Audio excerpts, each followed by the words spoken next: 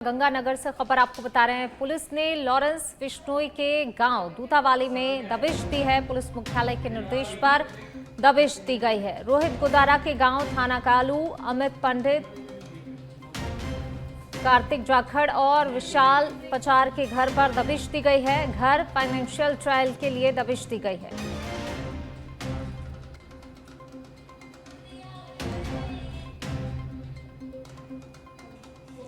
रोहित गोदारा के गांव थाना कालू, अमित पंडित, कार्तिक जाखड़ और विशाल पचार के घर पर दबिश दी गई है। घर फाइनेंशियल ट्रायल के लिए ये दबिश दी गई है। पुलिस मुख्यालय के निर्देश पर ये कार्रवाई की गई, दबिश दी गई। रोहित गोदारा के गांव थाना कालू, अमित पंडित, कार्तिक जाखड़ और विशाल पचार के घर पर दबिश दी है। घर फाइनेंशियल ट्रायल के लिए दबिश दी गई है। तो पुलिस ने लॉरेंस बिश्नोई के गांव दूतावाली में घर पर दबिश दी। पुलिस मुख्यालय के निर्देश पर यह दबिश दी गई है।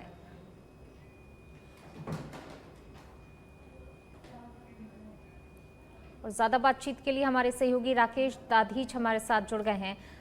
राकेश, देखिए यहाँ पर जो गांव में दबिश दी गई, दूतावाली गांव में पुलिस ने लॉरेंस बिश्नोई के गांव में दबिश दी है। ये पूरी कार्रवाई जो है कब की गई है और क्या कुछ जानकारी इस पूरी कार्रवाई को लेकर? देखिए, गंगानगर पुलिस ने आज सुबह 4 बजे से कार्रवाई की है, जिसपे लॉरेंस बिश्नोई के गांव दूतावाली, रोहित गोदारा के गांव थाना कालू और अमित पंडित का जो घर है 15 जैन, कार्तिक जाखड़, विशाल पचार के घर पर ये दबिश दी गई है। क्योंकि ये फाइनेंशियल ट्रायल पर दबिश दी गई है। इन्होंने जो पैसे कमाए थ्रेट कॉल करके, इस तरह से ये पूरा एक तरह से पुलिस मुख्यालय के द्वारा निर्देशित किया गया था कि इस तरह से जो अवैध कमाई की गई है और जो कमाई से उपार्जन जो चल अचल संपत्तियां बनाई है, उनके खिलाफ कार्रवाई की जाए। इसी को मद्देनजर रखते हुए एसपी गंगानगर के नेतृत्व में ये दबिश दी गई है। पूरे मामले को लेकर आज दोपहर 1 बजे एसपी अपने कार्यालय में जो दबिश दी गई है उसके बारे में मीडिया से रूबरू होगी।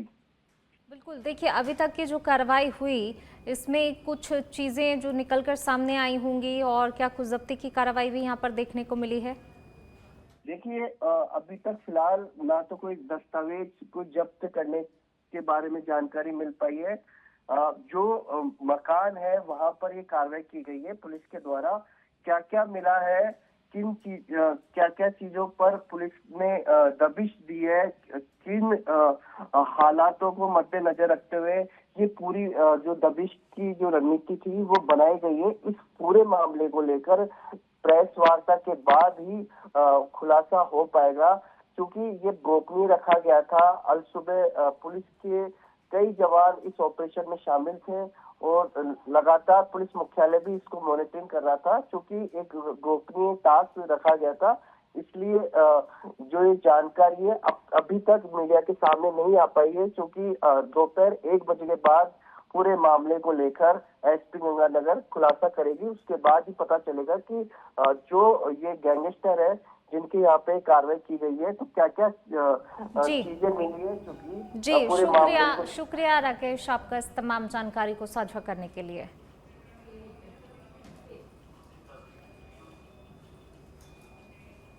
और चलिए अब आपको सीधी तस्वीरें बताते हैं राजस्थान विधानसभा से, जहां पर विधानसभा की कार्यवाही जारी है।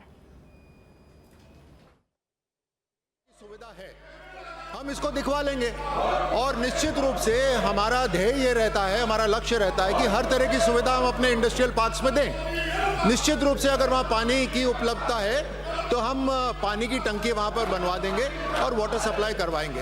ये पहली बात है। दूसरा, जो वो उद्योग का जो ऑफिस वहाँ पे चाहते हैं उसको हमने अपने वित्त विभाग को लिखा हुआ है। वहाँ से जैसे ही अनुमति आएगी, जो नए जिले हैं उसके अंदर हम उद्योग के जो कार्यालय है उनको खुलवाएंगे। तीसरा जो उन्होंने सवाल पूछा था वो बिजली की लाइन का पूछा था। डीडवाना के अंदर जो शहर का जो फीडर है उसके ऊपर बहुत ओवरलोड है और इसीलिए हमने एक अलग से इंडस्ट्रियल पार्क के लिए एक फीडर लगाया, डीडवाना रिको फीडर।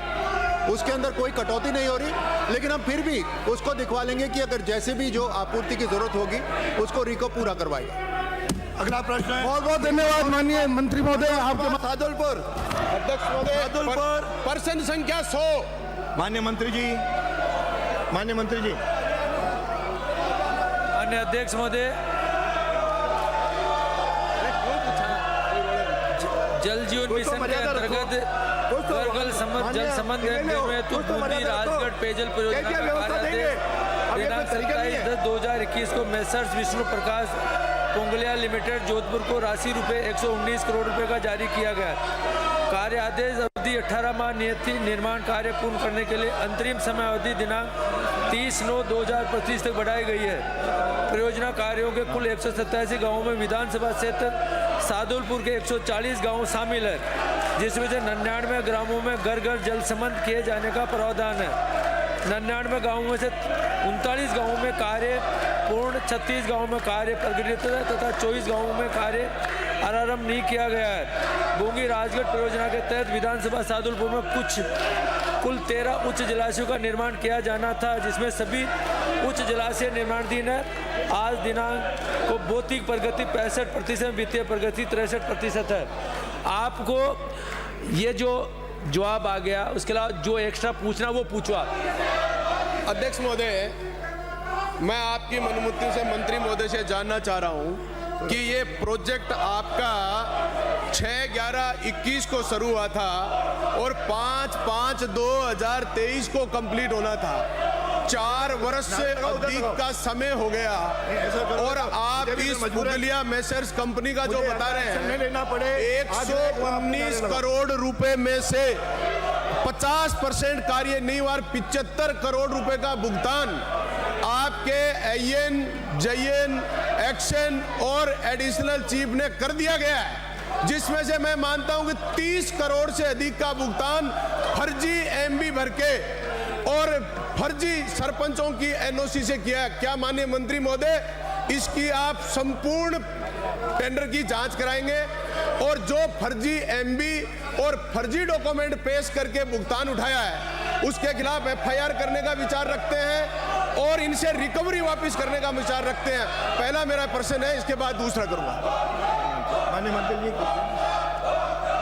माननीय अध्यक्ष महोदय, माननीय सदस्य की चिंता वास्तव में बहुत जायज है। संवेदक द्वारा धीमी गति से कार्य किए जाने के कारण परियोजना कार्य पूर्ण नहीं किए जा सके।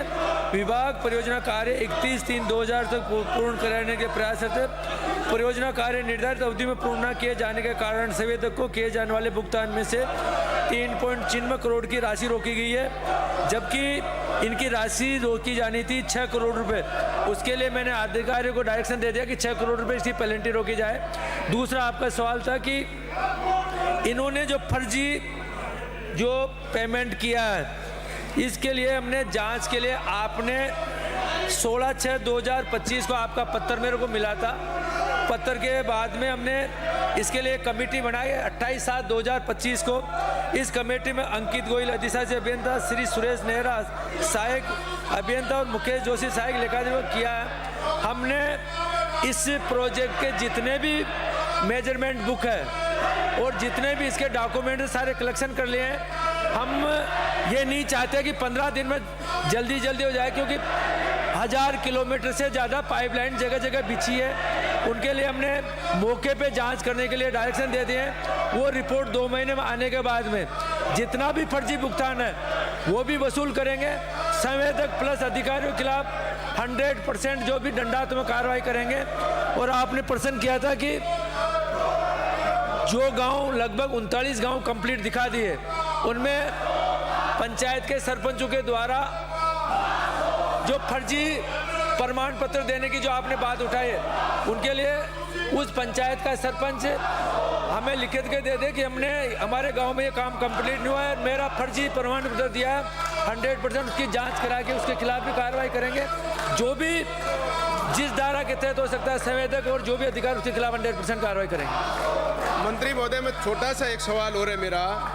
आपके ये पाइपलाइन, आपने 1000 किलोमीटर पाइपलाइन का बताया, इसमें 400 किलोमीटर फर्जी पाइप का भुगतान उठा है, 400 किलोमीटर, और डीआई पाइप लाइन का 20 किलोमीटर लाइन का फर्जी भुगतान उठ गया जो लाइन मौके पर नहीं है। और आप जांच करने के लिए कह रहे हैं, मैं आपका धन्यवाद करना चाहता हूं इस बात के लिए, लेकिन मैं ये चाहता हूं कि इसकी टाइमलाइन तय करें। आप कितने दिन में इन दुष्ट लोगों के खिलाफ, जो इसमें एडिशनल चीफ एससी एक्शन जो अधिकारी शामिल है, उन सब के खिलाफ कार्रवाई करेंगे, आपका निश्चित समय निर्धारित करेंगे। माननीय अध्यक्ष महोदय, मैं माननीय सदस्य को आश्वस्त करना चाहता हूं कि वास्तव में लेंथ काफ़ी ज़्यादा है, फिर भी जितने भी जो भी कमी निकलती है, जो भी महापुस्तिका में अगर फर्जी अंकन निकलता है, 100% आने वाले 3 महीने के अंदर इसकी जांच करा के जो भी अधिकारी है उनके खिलाफ कार्रवाई करेंगे और जो फर्जी भुगतान किया उसके खिलाफ कार्रवाई करेंगे। श्री घनश्याम भरतपुर के बयाना से खबर। पुलिस को मिली एक और बड़ी सफलता। जी हां, फरार आरोपियों को पुलिस ने गिरफ्तार कर लिया है। फरार आरोपी अब पुलिस की गिरफ्त में है। सराफा व्यवसायी से लूट की वारदात को अंजाम दिया था। पुलिस ने एक महिला सहित 5 बदमाशों को गिरफ्तार किया है। एक बड़ी सफलता पुलिस के हाथ लगी है। पुलिस आरोपियों से फिलहाल पूछताछ में जुटी हुई है। फरार आरोपी अब पुलिस की गिरफ्त में है। सराफा व्यवसायी से लूट की वारदात को अंजाम दिया था आरोपियों ने, इसके बाद फरार थे। पुलिस ने एक महिला सहित 5 बदमाशों को गिरफ्तार कर लिया है। भरतपुर के बयाना से ये खबर आपको बता रहे हैं, जहां पर फरार आरोपी अब पुलिस के हत्थे चढ़ चुके हैं। एक और बड़ी सफलता पुलिस के हाथ लगी है। सराफा व्यवसायी से लूट की वारदात को अंजाम दिया था आरोपियों ने, उसके बाद फरार हो गए थे। पुलिस आरोपियों की तलाश में जुटी हुई थी और अब ये फरार आरोपी पुलिस की गिरफ्त में है।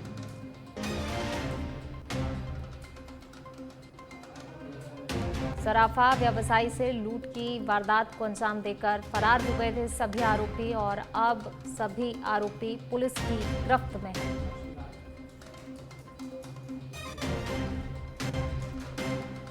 भरतपुर के बयाना से यह खबर, जहां पुलिस को एक और बड़ी सफलता हाथ लगी है।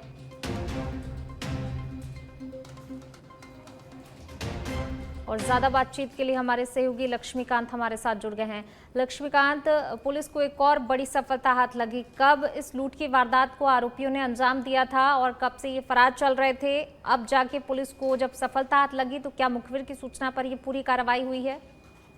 पूनम जी, बिल्कुल आपने सही कहा कि पुलिस को एक बड़ी सफलता हाथ लगी हुई है। 27 अगस्त की ये घटना है।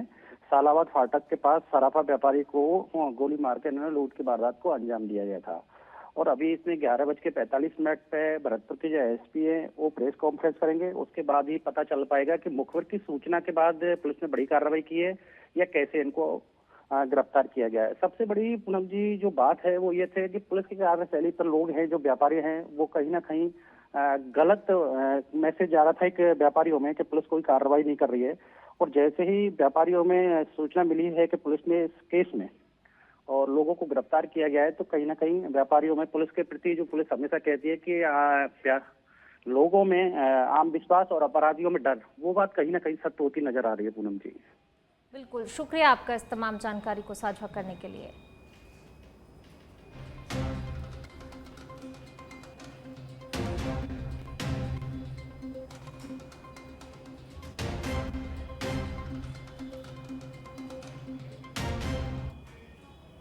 सीकर के श्री माधोपुर से खबर। मऊ गांव स्थित नया कुआं जामरा जोहड़ा तन में रात्रि के समय बदमाशों ने घर में घुसकर जमकर तोड़फोड़ की। 2 गाड़ियों में सवार होकर आए करीब आधा दर्जन से अधिक बदमाशों ने मकान के गेट और खिड़कियों को क्षतिग्रस्त कर दिया।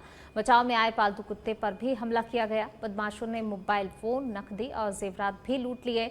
पुलिस ने मामला दर्ज कर जांच शुरू कर दी है।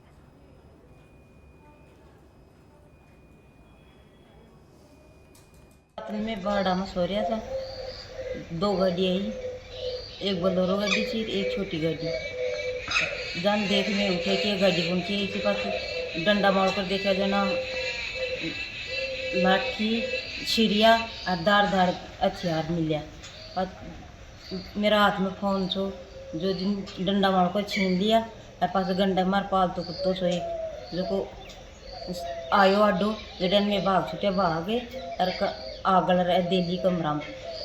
हमारा 3 कुआड़ पंखों तोड़कर 10 दिन की धमकी दे गई थी कि 10 दिन में सारा परिवार नष्ट कर देना। बल्कि हमारे बड़े ससुरा को भी तो पाली के मारवाड़ जंक्शन से खबर, मुख्य बाजार में आवारा पशुओं का आतंक देखने को मिला है। स्कूल जा रही एक बालिका पर हमला कर दिया। पास से गुजर रही एक गाड़ी भी दुर्घटना का शिकार हो गई। चालक की सूझबूझ से बड़ी घटना टली है। सीसीटीवी कैमरे में ये पूरी घटना कैद हुई है। घटना का वीडियो सोशल मीडिया पर जमकर वायरल भी हुआ। लोगों ने आवारा पशुओं को लेकर विरोध जताया है। नगर पालिका से आवारा पशुओं को पकड़ने की मांग भी की गई है। तो देखिए, कहीं ना कहीं इस घटना से लोग जहां एक तरफ दहशत में है तो दूसरी तरफ आक्रोशित भी हैं और इसी के चलते अब नगर पालिका से आवारा पशुओं को पकड़ने की मांग की जा रही है।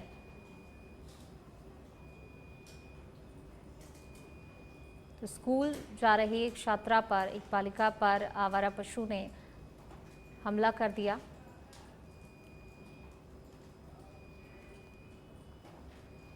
पाली के सोजत से खबर, ट्रक से गेहूं खाली करने के दौरान बड़ा हादसा हुआ है। खाद्य सुरक्षा का गेहूं खाली किया जा रहा था। एक श्रमिक 11 kV विद्युत लाइन की चपेट में आया। घायल को अस्पताल में भर्ती करा दिया गया है, जहां पर इलाज जारी है। मंडला सरपंच दलपत सिरवी अस्पताल पहुंचे हैं। बरना निवासी ढगला राम बताया जा रहा है श्रमिक का नाम।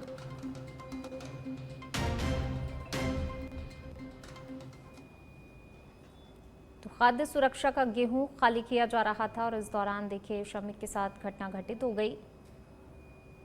फिलहाल अस्पताल में भर्ती कराया गया है घायल को, जहां पर इलाज जारी है। मंडला सरपंच दलपत सिरवी भी अस्पताल पहुंचे घायल से मिलने के लिए, हालचाल जाना। जालौर के भीनमाल से खबर, पुनासा गांव में स्थायी पुलिस चौकी की मांग को लेकर भाजपा नेता रमेश सोनी ने विधानसभा के मुख्य सचेतक को पत्र सौंपा है। पुनासा गांव में स्थायी पुलिस चौकी की मांग को लेकर सोनी ने जागेश्वर गर्ग को लिखे पत्र में कहा कि ये क्षेत्र तस्करी और अवांछित गतिविधियों का गढ़ है। गर्ग ने भी मांग को उचित मानते हुए मुख्यमंत्री भजनलाल शर्मा को पत्र लिखा और पुनासा में स्थायी चौकी खोलने की स्वीकृति शीघ्र देने के लिए अपील की है। हमारे भीनमाल पुलिस थाना क्षेत्र के पुनासा गांव में काफ़ी समय से पुलिस चौकी की मांग हमारे क्षेत्र के लोगों द्वारा की जा रही थी। कारण कि ये क्षेत्र पूरा संदिग्ध गतिविधियों में संलिप्त रहा है और चर्चा में भी रहा है। अभी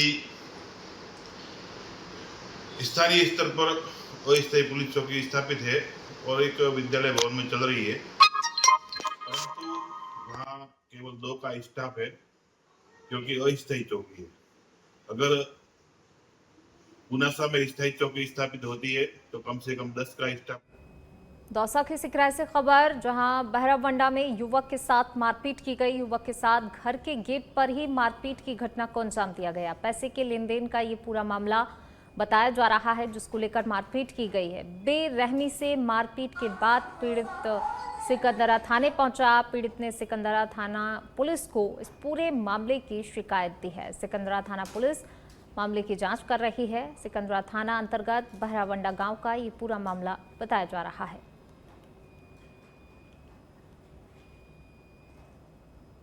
तो पैसे के लेन देन को लेकर युवक के साथ मारपीट की गई। हालांकि युवक जो है थाने पहुंचा, शिकायत भी दर्ज कराई है। पुलिस ने मामले की जांच भी शुरू कर दी है। बहरावंडा में युवक के साथ मारपीट की गई है।